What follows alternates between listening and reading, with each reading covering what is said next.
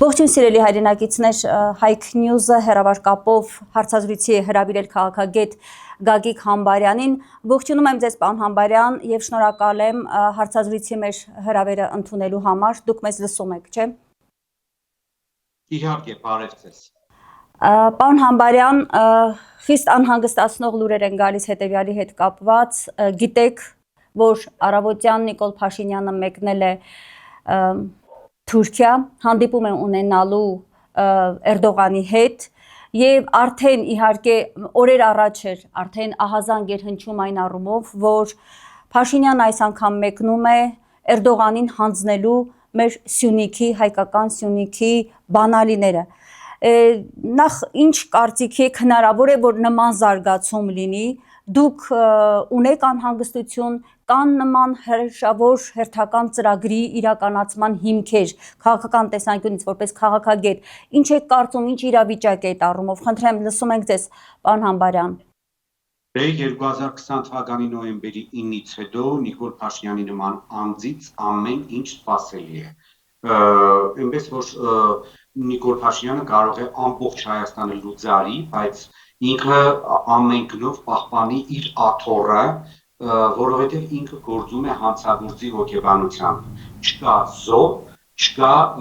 հանցագործ։ Իսկ զոհն Հայաստանի Հանրապետությունն է, հանցագործն ինքն է։ Իսկ քանի դեռ ինքը իշխանություն է Հայաստանում, ապա ինքը կարող է խուսափել պատժից։ Դրա համար նրա գործունեության մեջ միշտ պետք է գտնել հենց այս մասը, որ ինքը առաջնորդվում է հետևյալ կերպ. կամ ես կլինեմ Հայաստանի ղեկավար, կամ Հայաստանը չի լինելու։ Եվ վերջ։ Նոյեմբերի 9-ը ես պատահական չասեցի 2020 թվականի, որովհետև դուք ինքներդ գիտեք, որ 44 օր Նիկոլը եւ նրա վարչախումբը ուղղակիորեն մոլորեցրեցին հանրությանը, խաբեցին մինչև վերջին պահը, եւ Նիկոլ Փաշինյանը ժողովրդի թիկունքում գնաց եւ կնքեց կապիտուլյացիոն առաջին պայմանագիրը։ Քանի որ ինքը այդ ամեն ինչը մարսեց եւ հայ ժողովուրդը ունիկալ ժողովուրդ է, նախ ազգ չենք մենք ժողովուրդ ենք, ավելի ցածր քան ազգը, որովհետև ազգերը երբեք թույլ չեն տալիս, որ իրենց այսպես ստորացնեն եւ նսեմացնեն, եւ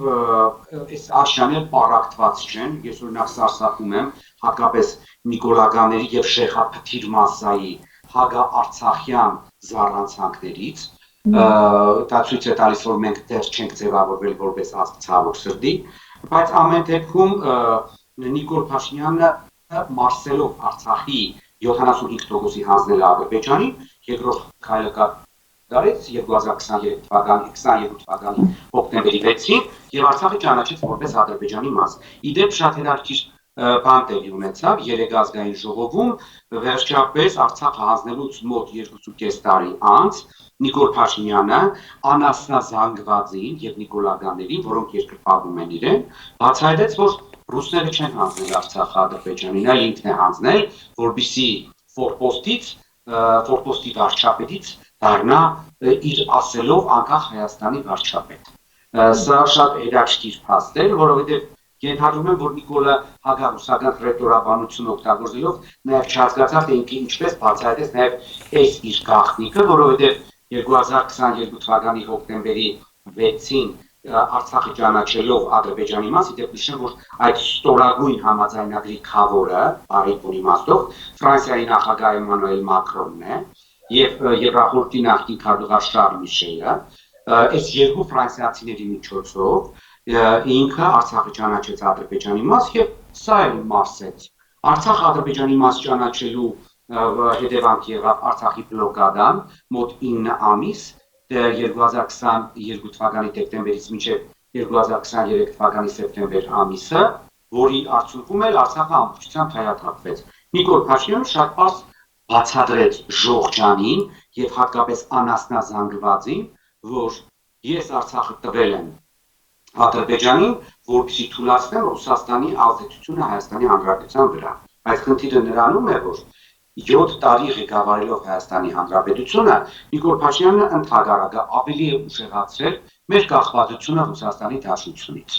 մենք տարեկան 3-4 միլիարդ դոլար միայն տրանսֆերների տեսքով ստանում ենք Ռուսաստանից։ Մեր արտաքին առևտրի 85% ընկած է ԵԱՏՄ երկրների եւ հատկապես Ռուսաստանի վրա։ Էլ չասեմ, որ տարեկան 200,000 Հայաստանի քաղաքացի արտաքին աշխատանքի է մեկնում Ռուսաստան։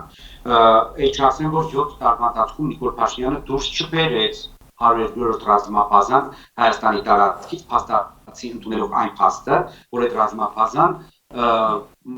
այսպես ասած զսպաշապիկ է թուրք-ադրբեջանական տանդեմի համար, որոնք կարող են ընդամենը 15 րոպեվա մտնել Գյումրի եւ մի կես ժամ հետո հայտնվել ուրեմն Դիլիջանում կամ Իջևանում, այսինքն Ադրբեջանի սահմանի վրա։ Այնպես որ Նիկոլի քայլերի մեջ ոչ մի բան պետք չէ մանկալ, այսպես շատ մեծ տրամաբանություն, ինքը դավաճան է, ինքը դասական դավաճան է, ինքը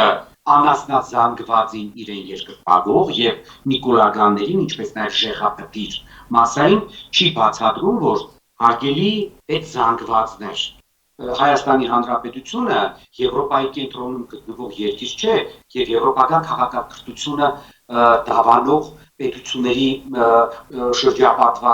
պետություններով շրջապատված չէ։ Հայաստանի Հանրապետությունը գտնվում է մի աշխարհագրական փայլում, որի արդյունքում իր Հայաստանի հարևանները ունեն ծրագիր Հայաստանի Հանրապետության վերաբերյալ։ Այսինքն այդ ծրագիրը հետեւյալն է, Հայաստանի Հանրապետություն պետք է չլինի ավելի Հայաստանի Հանրապետության փոխարեն պետք է լինի Արևմտյան Ադրբեջան անունով երկիրը։ Ասենք երեք որքան հիշում եմ ազգային ժողովում Ալեն Սիմոնյանն էր ասել, ինչ էր ասել, մենք պետք է հաշվի առնենք մեր աշխարհագրությունը, էլի հաշվի առնենք։ Իսկ ով է ասում, որ մենք մինչև հիմա հաշվի չենք առել, բայց խնդիրը հետևյալն է։ Թուրքիան ասում է, որ Հայաստան պետք է չլինի։ Հայաստանը պետք է ծնկի գա Թուրքիայի առաջ, պետք է լիզի թուրքերի կոշիկները, պետք է բանակ չունենա, պետք է համաձայնվի, որ թուրքերը լցվեն Հայաստանի Հանրապետությունում, պետք է իրենց միջանցք տրամադրի, պետք է ներողություն խնդրի, պետք է առաջին Արցախյան պատերազմի ժամանակ պարտություն կրելու արդյունքում ուրեմն փոխհատուցում տրամադրի թուրք-ադրբեջանական տանդեմին։ Մենք համաձայնենք ապրելու, մենք համաձայնենք հրաժարվելու հայոց ցեղասպանությունից, մենք համաձայնենք բանակ չունենալու։ Կամ ով է ասել, որ թուրքերը համաձայնեն ընդհանրապես, որ Հայաստանի Հանրապետությունը պետք է լինի հարուստ կամ բարգավաճ երկիր։ Ուշադիր եղել եք, որ անասնազանգվածին Նիկոլը միշտ ստամոքսով է քայքայվում, այն որ դուք թույլ տաք, որ ես թուրքերի հետ լավ լինեմ, դուք առևտուր կանեք թուրքերի հետ։ Իսկ ով է ասել, որ Թուրքիան կամ Ադրբեջանը ընդհանրապես ցանկանում են հայերի հետ առևտուր անել։ Քանի անգամ է Ադրբեջանի նախագահն ասել, որ Հայաստանի հետ խաղաղության պայմանագրի ստորագրումը դա դեռ չի նշանակում, որ մենք պետք է այսպես բացենք մեր սահմանները հայերի առաջ կամ թույլ տանք, որ հայերի հետ նորմալ հարաբերություններ լինեն։ Այո, դա բազմաթիվ անգամ ասել է։ Քանի անգամ պետք է այդ մարդը ասի, որ մենք ասում ենք, մենք ճանաչում ենք Ադրբեջանի տարածքային ամբողջականությունը, Ալիևը ասում է Հայաստանի Հանրապետությունը դա Արևմտյան Ադրբեջանը եւ վերջ։ Լավ,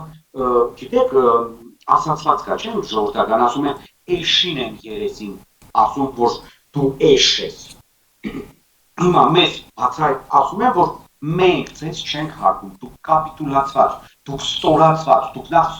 այդ ստորացումը հանգիստ ընդունող ժողովուրդ եք։ Ալիևը մեկ անգամ շատ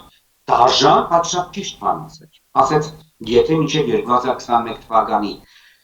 Հայաստանում տեղ ունեցած ազգային ժողովի արտահերթ ընտրությունները ես համարում եի, որ պարտվել է Նիկոլ Փաշինյանը, ապա հիմա ես համարում եմ, որ պարտվել է հայ ժողովուրդը, որովհետև Նիկոլ Փաշինյանին վերընտրելով Հայաստանի վարչապետի պաշտոնում, հայ ժողովուրդը հաստատեց, որ ինքն է պարտվել։ Իսկ եթե ինքը հաստատել է, որ պարտվել է, ուրեմն ինքը պետք է բոշխի պարտվածի բոլոր այդ պահերը, այսինքն ստորանա, նսեմացվի, ծեծվի եւ այլն եւ այլն։ Հիմա պարոն Համբարյան, ներողություն, հիմա շատ կարևոր վերլուծեցիք այս ամբողջ տխուր պատկերը, որի մեջ մենք գտնվում ենք։ Հիմա կարող ենք ասել, որ մենք կանգնած ենք մի նոր կապիտուլյացիոն պայմանագրի ստորագրման առաջ, այս անգամ Հայաստանն է զոհը։ Ես հենց դա էի ուզում ասեի արդեն վերջնարդյունքում, որ 2020 թվականի նոյեմբերի 9-ից հետո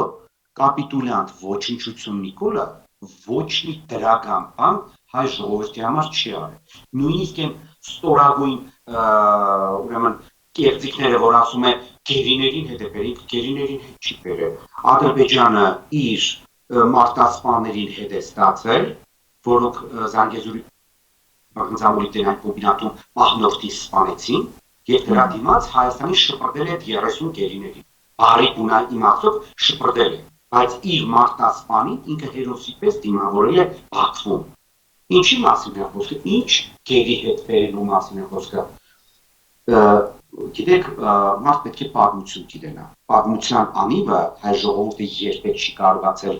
պատտել, այնպես ինչպես իրեն է պետք կամ ասենք այնպիսի քայլեր անել, որ աշխարհը զարմանա, հա մենք աշխարհին զարմացրել ենք։ Մենք աշխարհին զարմացրել ենք նրանով, որ մենք այն ժողովուրդն ենք, որը երկրի ղեկին վերընտրել է մեկին, որը ստորացվել եւ նսեմացվել է թուրքերի կողմից եւ այդ ամենը նաեւ տարածվել է Հայաստանի Հանրապետության եւ հայ ժողովրդի վրա։ Այդ դրանով մենք տարբերվում ենք։ Դրա համար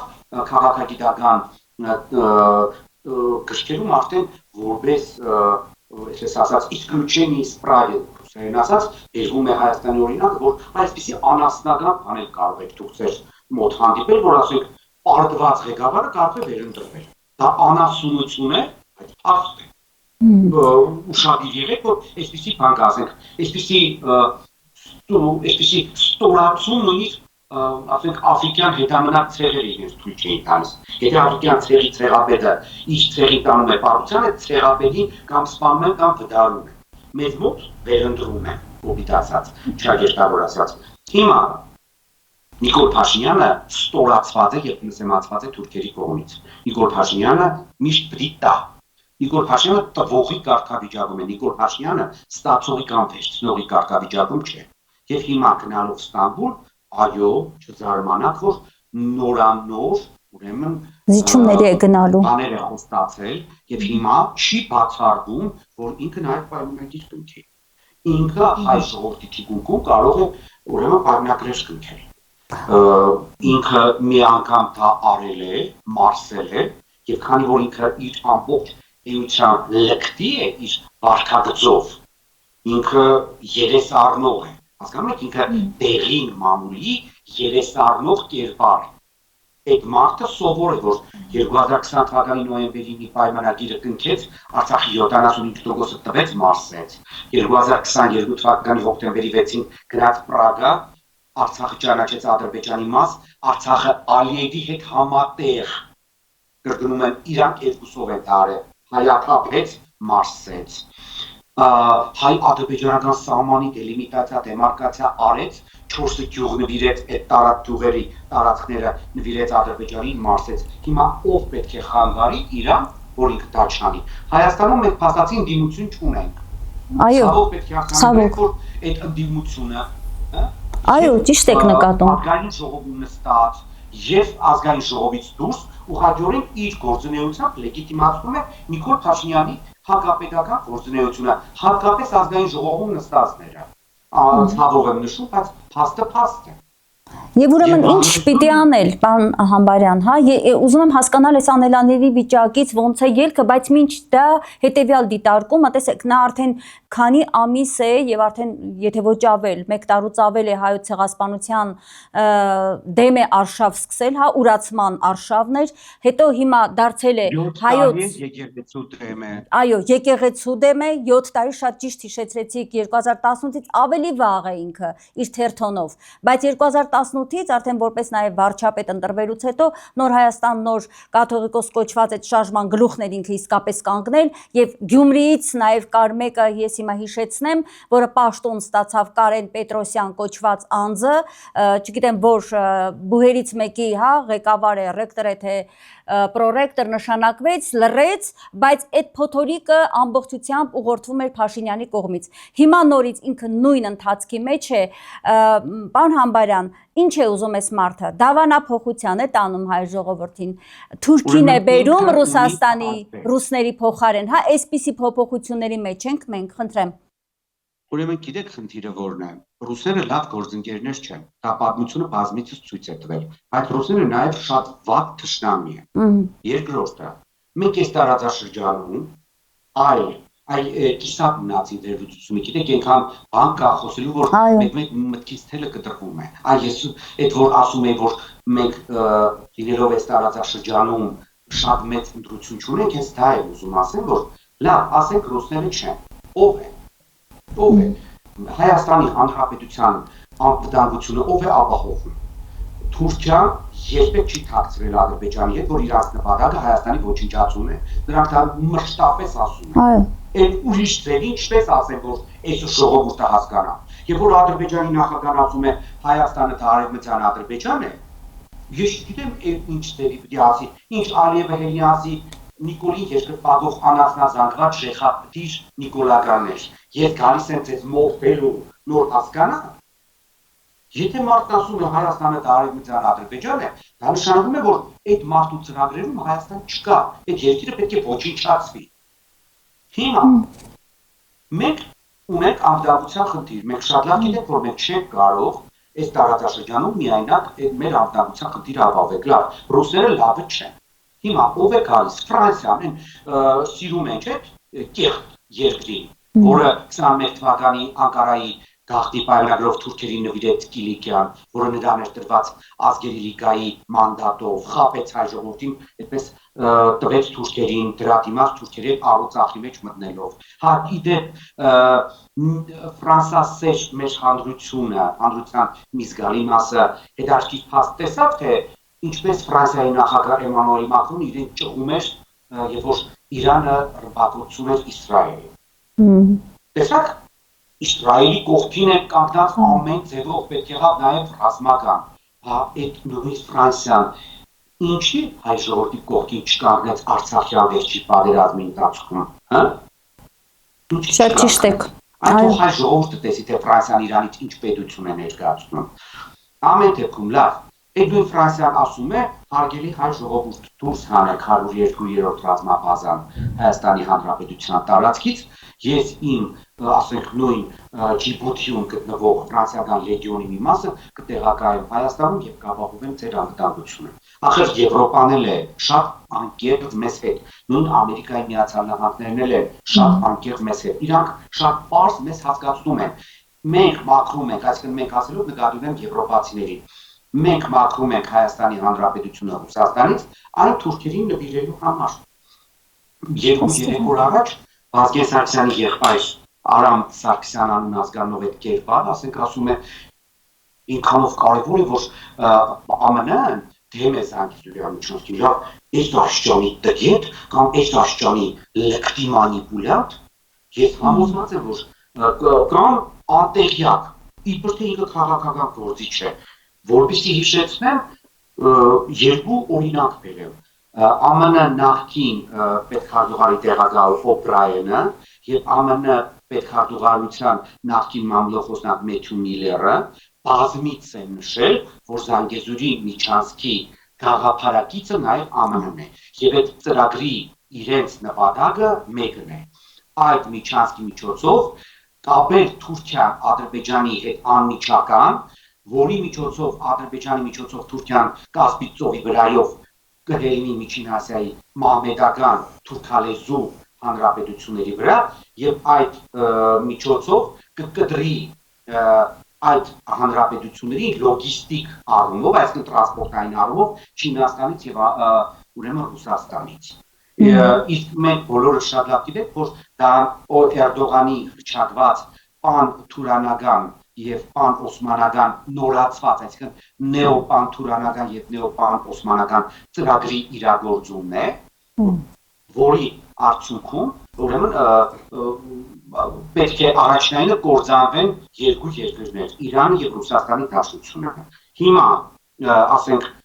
մեր անվտանգությունը ով է այստեղ ապահովում։ Լավ, ելին գտնում ռուսը վատն է։ Թուրքը եվրոպացին չի գալիս։ Այսինքն մնում է մենք պետք է ենթարկվենք թուրքերին։ Որը ուզում է ոչնչացնել մեզ։ Այո։ Թուրքերը անկեղծ են այդ առումով մեզ հետ։ Հասկանում եք, վաղը մյուս օր եթե թուրքը իր յաթաղանով, իսկ հիմա ես չեմ կարծում, որ յաթաղան է լինելու, գիտեք, չէ՞, ինչպես են ոչնչացնելու Հայաստանի Հանրապետությունը։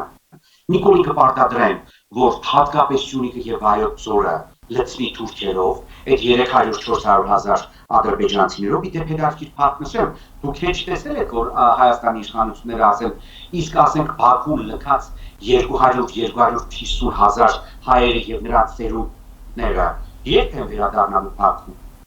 Այդ մասին չի խոսվում։ Գանձակը լքած, Քյանջան լքած մոտ 70,000 հայերը երբ են վերադառնալու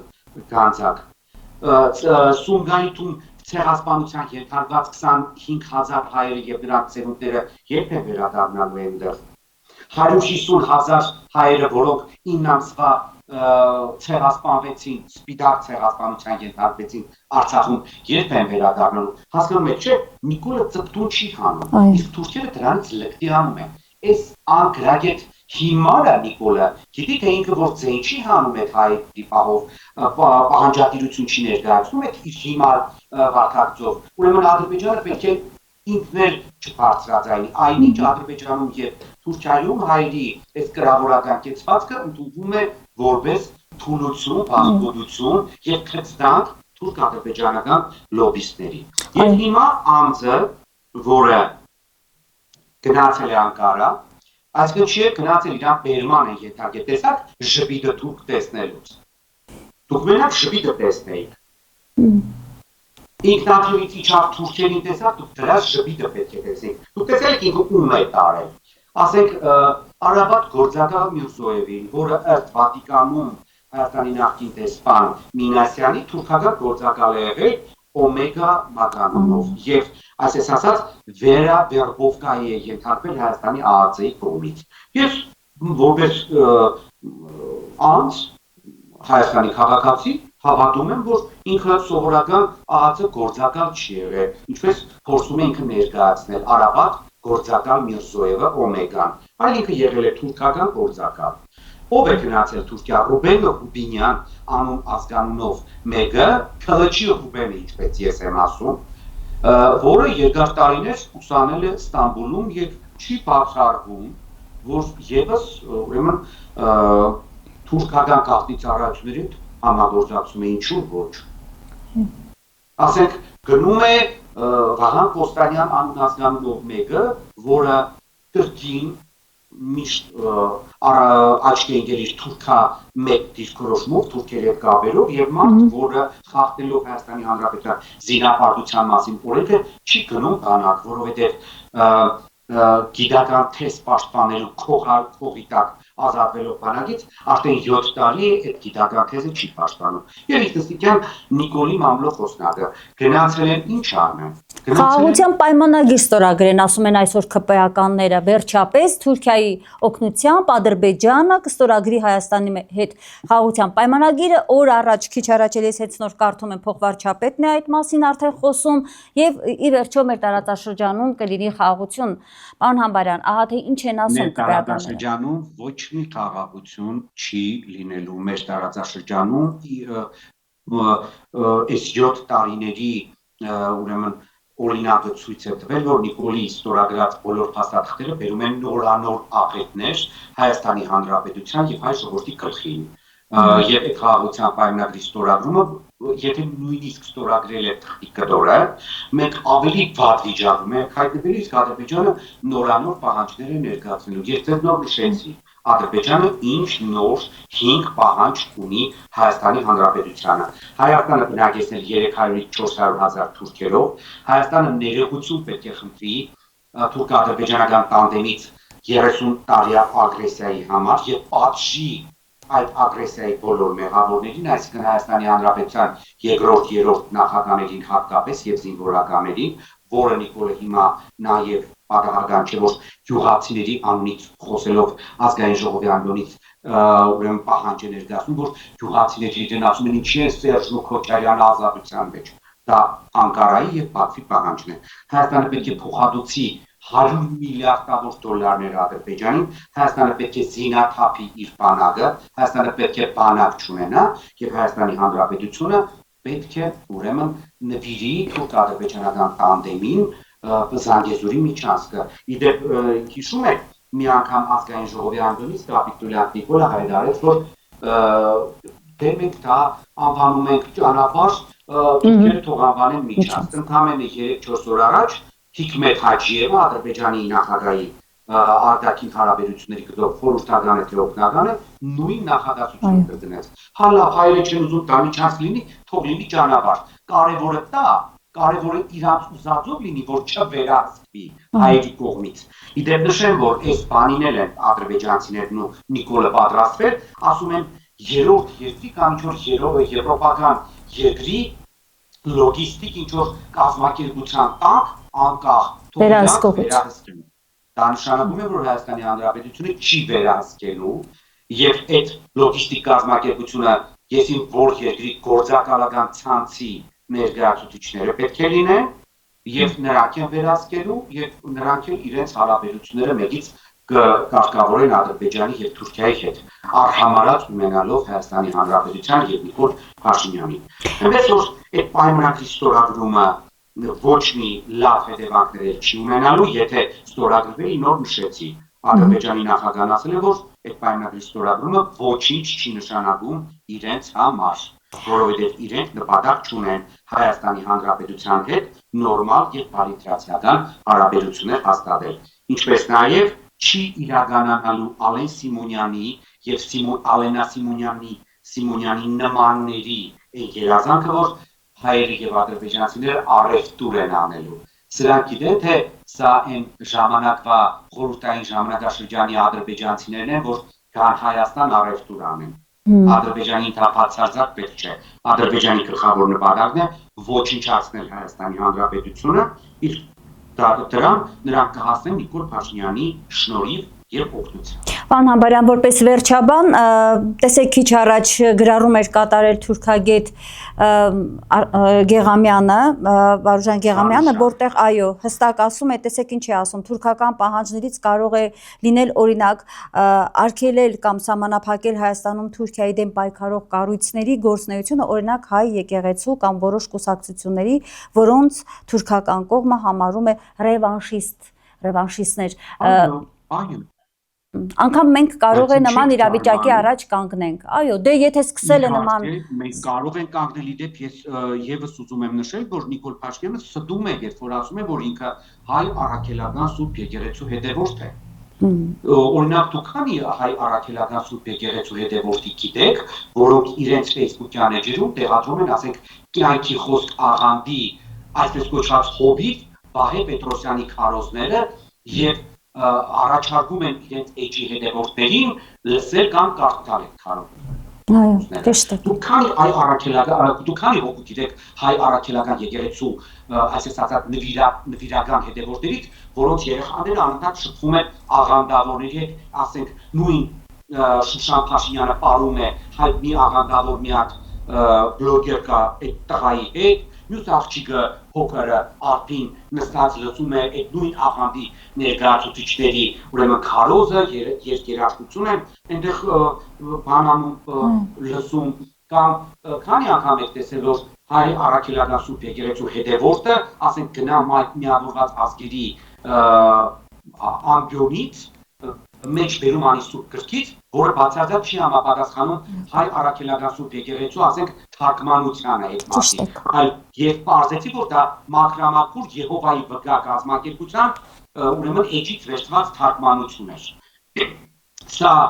թույլ է տալիս ինձ որպես Հայաստանի Հանրապետության քաղաքացի կարծիք ունենալ այդ մարդու վերաբերյալ, որ ինքը խաբում է, որ ինքը հայ առաքելական Սուրբ եկեղեցու հետևորդ է։ Ես կասկածում եմ, որ ինքը կյանքի խոստաղանդից է եւ փորձում է հանդել հայ առաքելական Սուրբ եկեղեցին եւ ներմուծել մեր Սուրբ եկեղեցու մեջ այն բարձերը եւ բարքերը, որոնք գոյություն ունեն բողոքական եկեղեցիներում։ Այո, դուք շատ ճիշտ եք նկատում, որ նույն Թուրքիայի եւ Ադրբեջանի համար թշնամի համարվող հայ առաքելական Սուրբ եկեղեցին թիրախավորվի համատեղ Նիկոլի Էրդողանի եւ այլ կողմից։ Իդեպ նշեմ, որ վերջին ուրեմն հարձակումները հայ առաքելական Սուրբ եկեղեցու նկատմամբ տեղի ունեցան Ադրբեջանի հոգևոր առաջնորդ, ես դրան Կովկասի հոգևոր առաջնորդ չեմ համարում, Ադրբեջանի հոգևոր առաջնորդ Ալլահ Շուքուր Փաշազադեի հագար եկեղեցական զառանցանքներից հետո պասերով խաղում են Նիկոլին ինչ եղել, նույն բառամթերքը, նույն բառապաշարը։ Շատ ճիշտ եք։ Պարոն Համբարյան, վերջին րոպեներն են մնացել, խնդրում եմ եզրահանգենք, մենք ինչ պիտի անենք, մենք ինքներս հայ առաքելական Սուրբ եկեղեցու հետևորդներս, ինչ պիտի անենք այս ավերը մեր երկրի դեմ սկսված, շարունակվող կանխելու համար իշխանությունն իրենք են, իրենց ձեռքին է ամեն ինչը, մարդկանց ոմանց կաշառում են, ոմանց աշխատանքից հեռացնում, վախեցնում, կալանավորում, ինչպես տեսանք բարերար Սամվել Կարապետյանի պարագայում, հիմա փակում են նրան պատկանող տաշիր, այդ ամբողջ պիցայի այդ ցանցը, իդեպ ասեմ, որ դրանից տուժում է հենց մեր ժողովուրդը եւ զբոսաշրջության մասին են խոսում, հարված են ուղղակիորեն հասցնում հենց զբոսաշրջությանը։ Ինչ պիտի անենք մենք։ Մենակ զբոսաշրջությանը հարված չեն հասցնում։ Դուք պատկերացնում եք սրանց այդ անասնական ծրագիրը օտար երկրացու սեփականությունը խլելու եւ վերականգնելու հարցով ինչ հետևանքներ է ունենալու Հայաստանում ներդրումային մթնոլորտի պահով։ Արդեն մարդիկ էլ ոչ մեկ ներդրում չի անելու Հայաստանում։ Հայաստանը դարձել է նեոբոլշևիկյան խուլիգանապետություն, որտեղ ասենք երկրի վարչապետը կարող է կանգնել անդորից ու հաթաթաներ տալ օտար երկրա քաղաքացուն։ Իսկ ինչ վերաբերում է Սամվել Կարապետյանի կալանավորելու այդ որոշմանը, սա հայտարարություն է։ Մեկ նախադասության համար իրենց համար ինտերպրետացիա են անում ու բան են անում, հա, կալանավորում են մարդուն։ Այդպես այդ նույն կալանավորող դատախազները, քննիչները, հլթող Նիկոլի արտահայտած մտքերի վերաբերյալ կարծիք արտահայտել։ Ընդհանրապես այդ բոլոր մարդիկ պետք է հասկանան, որ իշխանությունը մի օր իրենց ձեռքում չի լինելու եւ իրանք շատ կոնկրետ իրավական պատասխան են տալու կամ մակադար լինելու համար։ Այլ եթե Հայաստանի Հանրապետությունը չկործանվի եւ իշխանապողության միջոցով հնարավոր լինել այս երկիրը կործանումից, ամենաառաջինը ոչ թե Նիկոլին պետք է պատժել, այլ Նիկոլին ծառայածների, այն հլու հնազանդ Նիկոլի բոլոր հանցավոր հրամանները իկադար ածած մարդիկ պետք է սմա բանտերում անցկացնեն, որպեսզի հաջորդ իշխանությունները չփորձեն այն նմանատիպ կեղտազանգվածին օգտագործել իրենց սեփական խաղերը առաջ տանելու համար եւ որպեսզի իրոք Հայաստանը դառնա օրինական իրավական պետություն։ Իսկ ժողովրդին դիմելու բան չունեք, կոչ չունեք անելու զգոնությունը կորցրած մեր ժողովրդին։ Եկեղեցականները եւ եպիսկոպոսած ստացը շատ ճիշտ է անում, որ չի արձագանքում Նիկոլին, որովհետեւ Նիկոլի հետ պետք է առաջնորդվի հետեւյալ կարգախոսով, չեն ուրեմն կրվում այսպես ասած, չեն բանավիճում հիմարի հետ, որովհետև հիմարը քեզ կիջեցնի իր մագարտակին եւ կհաղթի իր պրոֆեսիոնալիզմով, բայց այ մենք ժողովուրդը պետք է ամեն ձևաչափով կանգնենք հայ առաքելական Սուրբ եկեղեցու կողքին, որովհետև դա միակ ինստիտուտն է Հայաստանի Հանրապետությունում, որը դեռ պահպանում է իր ազգային պատկերը եւ գործում է օգուտ մեր ազգային շահերին։ Շատ շնորհակալ եմ պարոն Համբարյան, ինչպես միշտ շատ դիպուկ եւ ճիշտ ձեր ազգային պետականամետ ամենակարևորը ձեր վերլուծության համար։ Ես վերհիշեցնեմ մեր հեռուստադիտողներին, որ Գյումրիից հեռավար կապով Հայք Նյուզը զրուցում էր քաղաքագետ Գագիկ Համբարյանի հետ։ Լավ եղեք, պարոն Համբարյան, ձեզ էլ ցտեսություն։